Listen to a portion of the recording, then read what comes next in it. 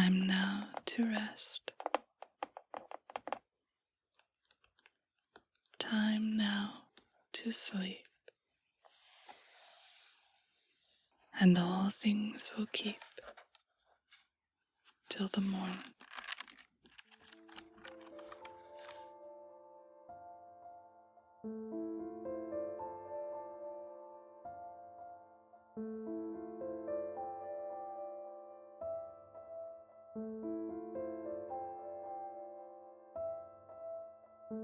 There was once upon a time a couple of folks who had a son called Halvor. Ever since he had been a little boy, he had been unwilling to do any work and had just sat raking about among the ashes. His parents sent him away to learn several things, but Halvor stayed nowhere, for when he had been gone 2 or 3 days, he always ran away from his master, hurried off home, and sat down in the chimney corner to grub among the ashes again.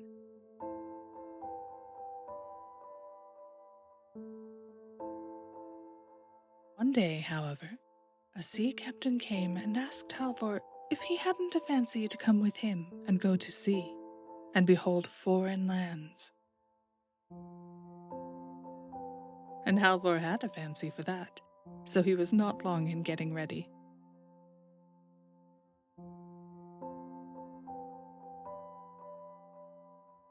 How long they sailed, I have no idea, but after a long, long time, there was a terrible storm. And when it was over and all had become calm again, they knew not where they were, for they had been driven away to a strange coast of which none of them had any knowledge.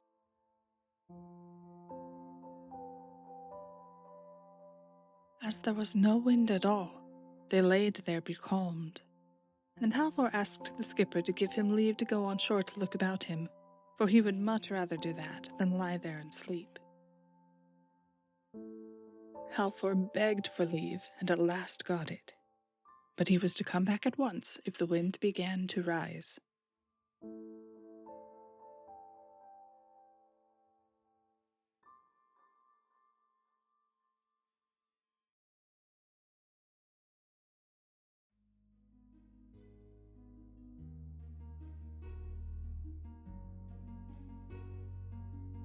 So he went on shore, and it was a delightful country.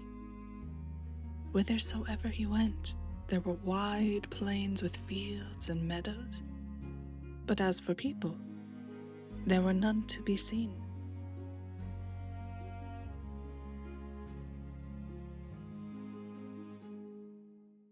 The wind began to rise, but Halvor thought that he had not seen enough yet, and that he would like to walk about a little longer, to try if he could not meet somebody.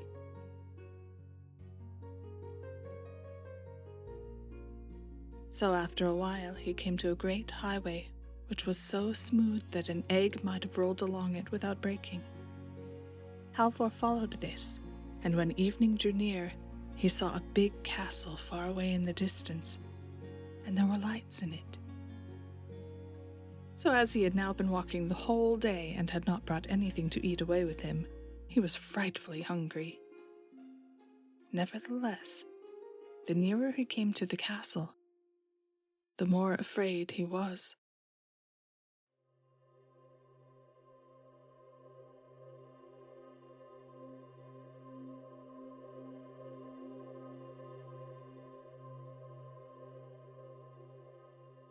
A fire was burning in the castle, and Halvor went into the kitchen, which was more magnificent than any kitchen he had ever yet beheld.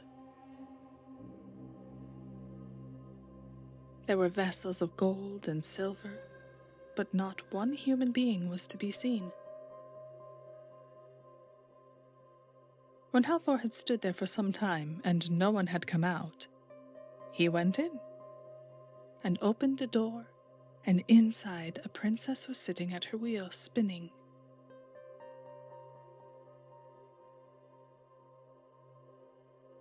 "Nay," she cried, "can folk dare to come hither?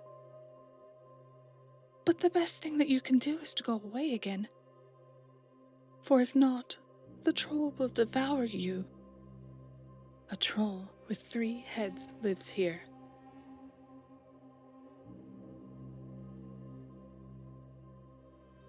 I should have been just as well pleased if he had 4 heads more, for I should have enjoyed seeing the fellow, said the youth. And I won't go away, for I have done no harm. But you must give me something to eat, for I am frightfully hungry. When Halvor had eaten his fill, the princess told him to try if he could wield the sword which was hanging on the wall. But he could not wield it, nor could he even lift it up. Well, then, you must take a drink out of that bottle which is hanging by its side, for that is what the troll does whenever he goes out and wants to use the sword, said the princess.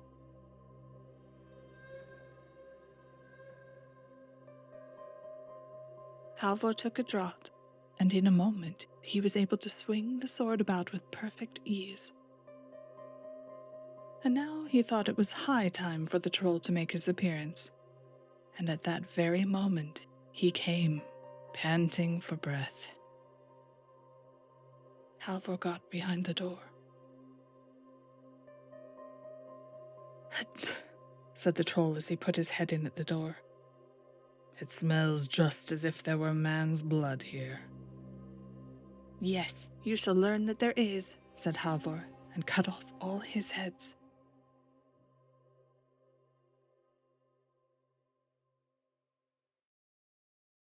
The princess was so rejoiced to be free that she danced and sang. But then she remembered her sisters and said, "If my sisters were but free too." "Where are they?" said Halvor. So she told him where they were. One of them had been taken away by a troll to his castle, which was 6 miles off, and the other had been carried off to a castle which was 9 miles farther off still.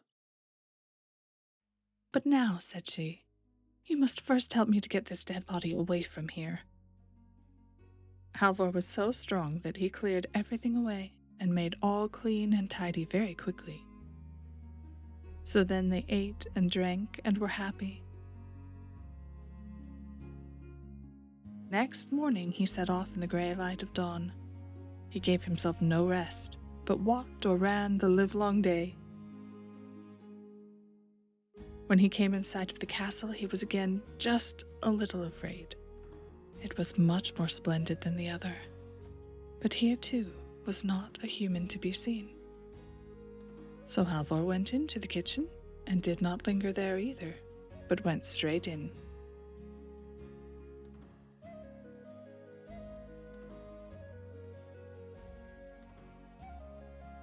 "Nay, do folk dare to come here?" cried the second princess.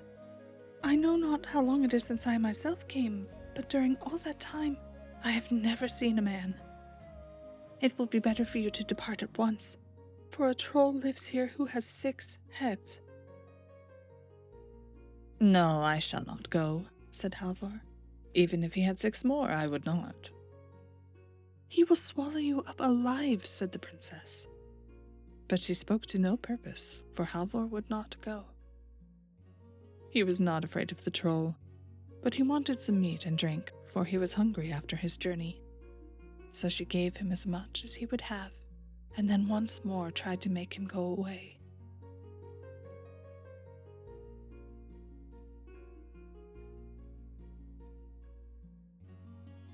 "No," said Halvor, "I will not go, for I have not done anything wrong, and I have no reason to be afraid." "He won't ask you any questions about that," said the princess, "for he will take you without leave or right. But as you will not go, try if you can wield that sword which the troll uses in battle." He could not brandish the sword, so the princess said that he was to take a draught from the flask which hung by its side, and when he had done that, he could wield the sword. Soon afterward the troll came, and he was so large and stout that he was forced to go sideways to get through the door. When the troll got his first head in, he cried, It smells of a man's blood here." With that, Halvor cut off the first head, and so on with all the rest.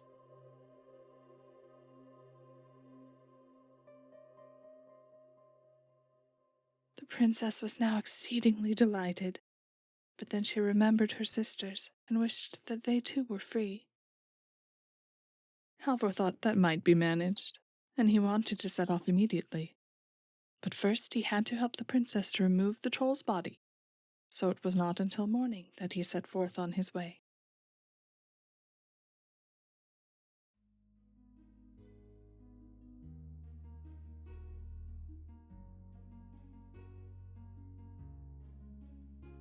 It was a long way to the castle, and he both walked and ran to get there in time.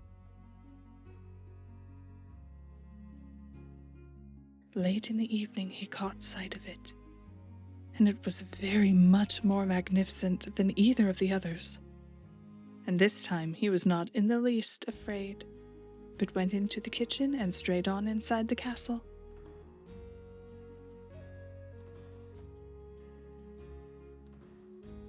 There a princess was sitting, who was so beautiful that there was never anyone equal to her. She too said what the others had said, that no folk had ever been there since she had come, and entreated him to go away again, or else the troll would swallow him up alive. The troll had 9 heads, she told him.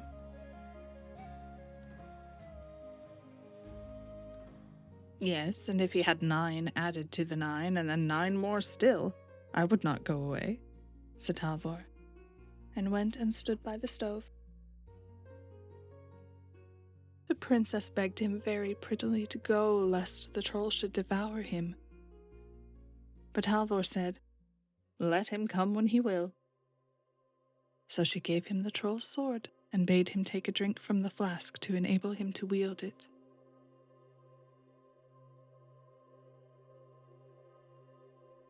At that same moment the troll came, breathing hard, and it was ever so much bigger and stouter than either of the others. And he too was forced to go sideways to get in through the door.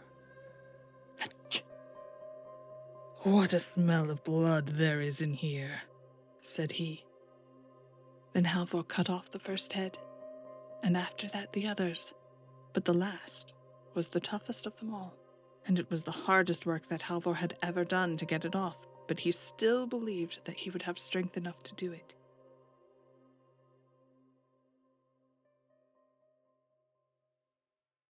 And now all the princesses came to the castle, and were together again, and they were happier than they had ever been in their lives, and they were delighted with Halvor, and he with them, and he was to choose the one he liked best. But of the 3 sisters, the youngest loved him best.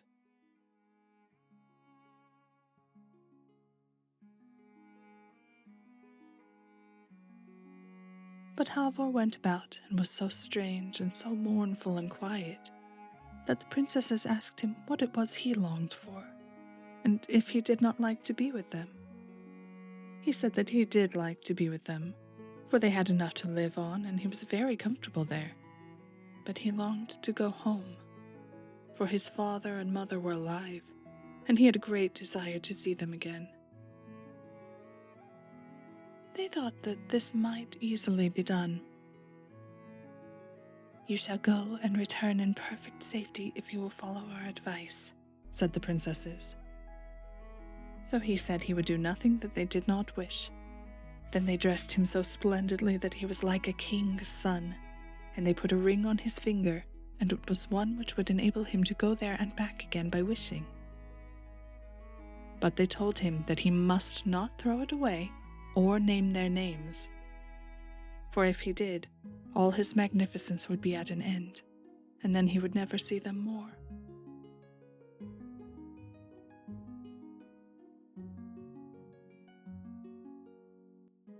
"If I were but home again, or if home were but here," said Halvor. And no sooner had he wished this than it was granted. Halvor was standing outside his father and mother's cottage before he knew what he was about.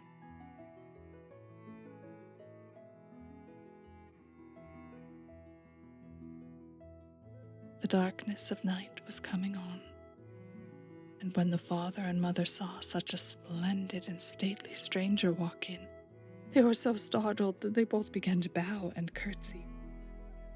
Halvor then inquired if he could stay there and have lodging for the night.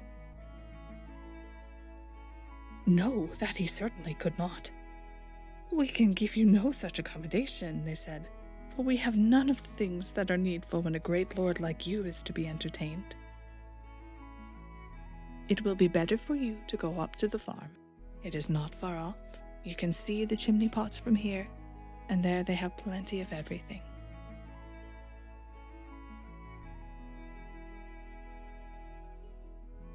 Halvor would not hear of that. He was absolutely determined to stay where he was. But the old folks stuck to what they had said and told him that he was to go to the farm, where he could get both meat and drink, whereas they themselves had not even a chair to offer him. "No," said Halvor, "I will not go up there till early tomorrow morning. Let me stay here tonight. I can sit down on the hearth." They could say nothing against that, so Halvor sat down at the hearth, and he began to rake about among the ashes just as he had done before, when he lay there idling away his time. They chattered much about many things, and told Halvor of this and of that, and at last he asked them if they had never had any child. Yes, they said, they had a boy who was called Halvor, but they did not know where he had gone, and they could not even say whether he were dead or alive. "Could I be he?" said Halvor. "I should know him well enough," said the old woman, rising. "Our Halvor was so idle and slothful that he never did anything at all, and he was so ragged that one hole ran into another all over his clothes. Such a fellow as he could never turn into such a man as you are, sir."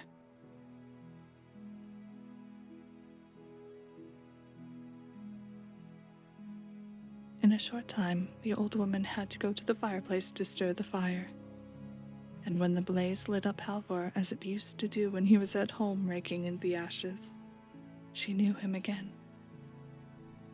"Good heavens, is that you, Halvor?" said she, and such great gladness fell upon the old parents that there were no bounds to it.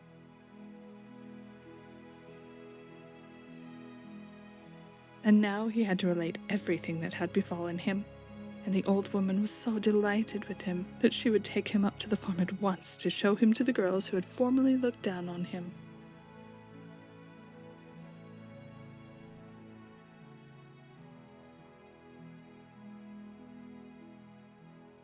She went there first, and Halvor followed her.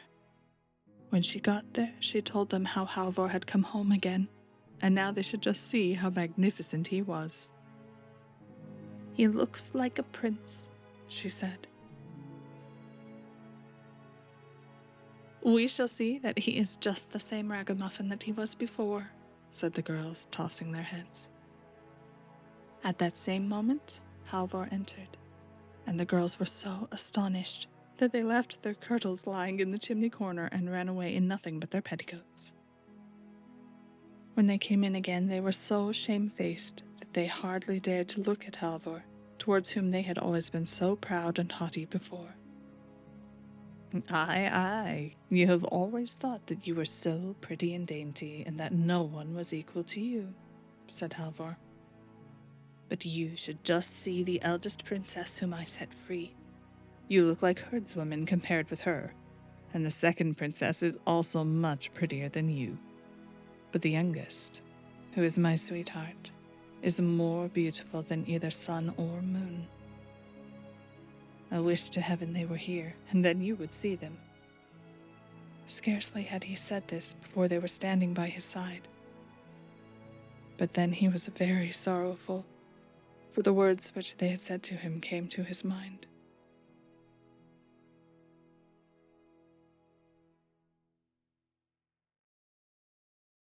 Up at the farm, a great feast was made ready for the princesses, and much respect paid to them, but they would not stay there. "We want to go down to your parents," they said to Halvor, "so we will go out and look about us."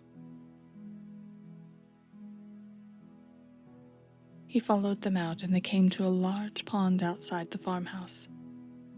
Very near the water there was a pretty green bank, and there the princesses said they would sit down and while away an hour, for they thought it would be pleasant to sit and look out over the water.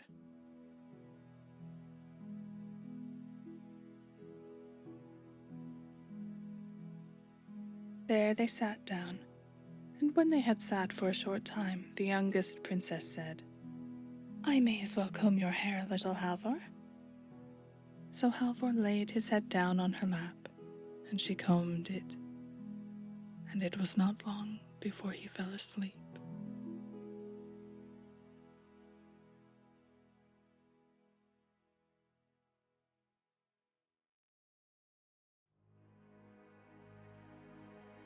Then she took her ring from him and put another in its place. And then she said to her sisters, "I would that we were at Soria Moria Castle."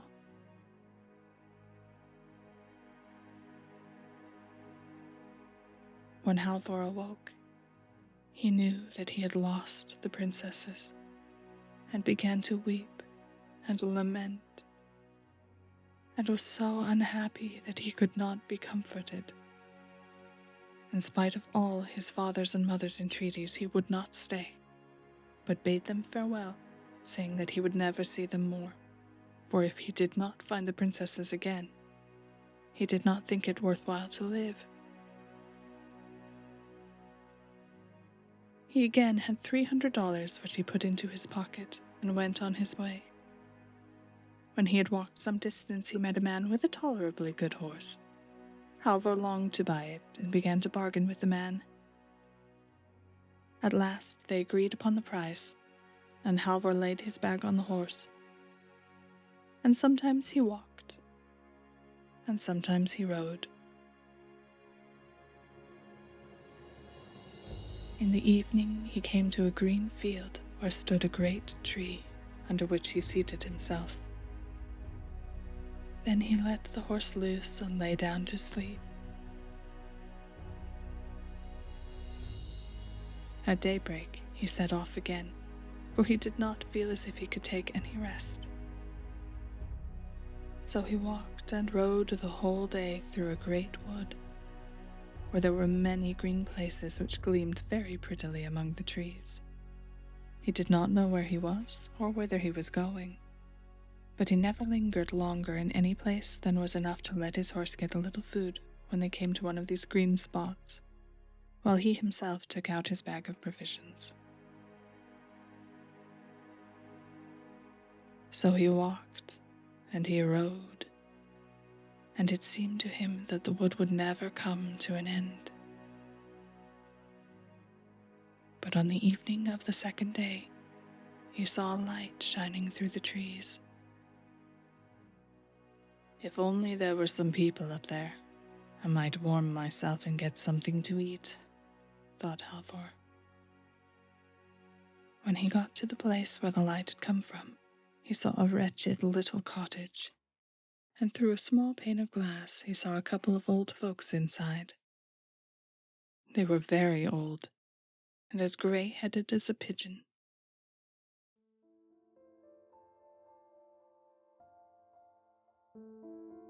"Good evening," said the old hag. "But what errand have you that can bring you here? No folk have been here for more than 100 years. So Halvor told her that he wanted to get to Soria Moria Castle, and inquired if she knew the way thither. "No," said the old woman, "that I do not. But the moon will be here presently, and I will ask her, and she will know. She can easily see it, for she shines on all things."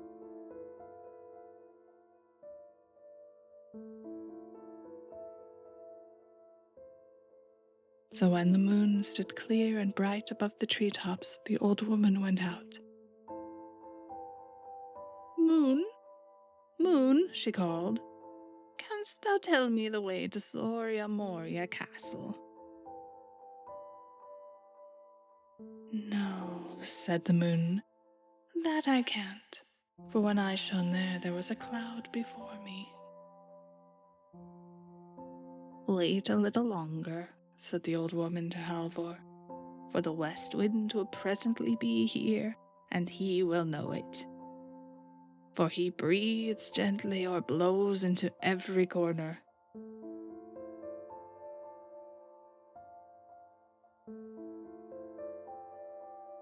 What?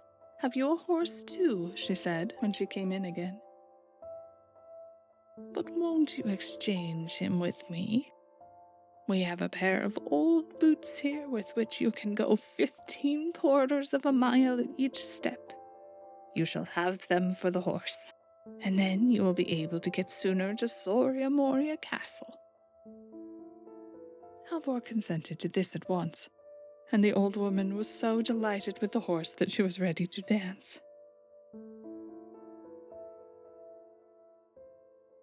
Halvor could take no rest and wanted to set off immediately.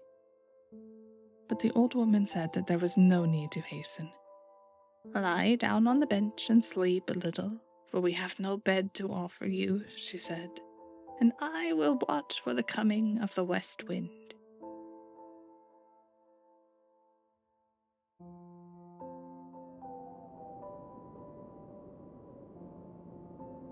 Ere long came the west wind, roaring so loud that the walls creaked.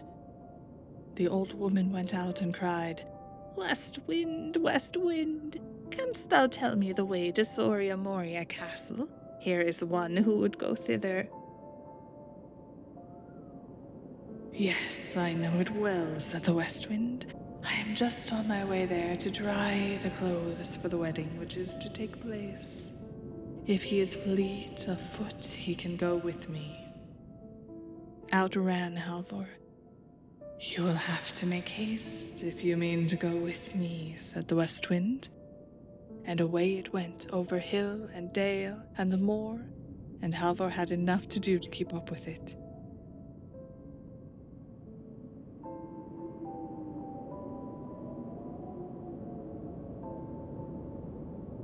Well, now, I have no time to stay with you any longer, said the west wind, for I must first go and tear down a bit of spruce before I go to the bleaching ground to dry the clothes. But just go along the side of the hill, and you will come to some girls who are standing there washing clothes.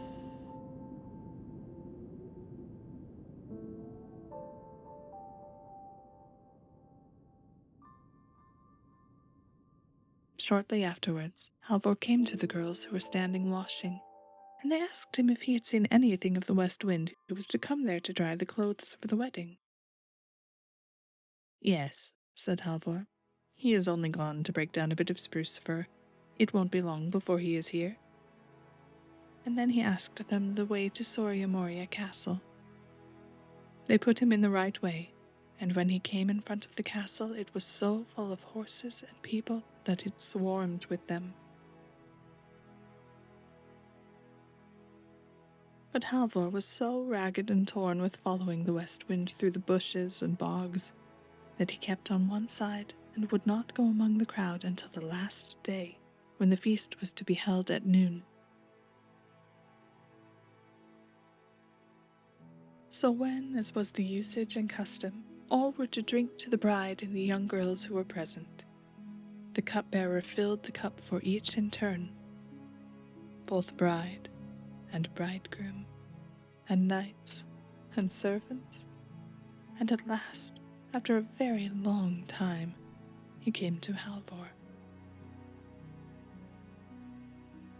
He drank their health, and then slipped the ring which the princess had put on his finger into the glass, and ordered the cupbearer to carry the glass to the bride from him and greet her.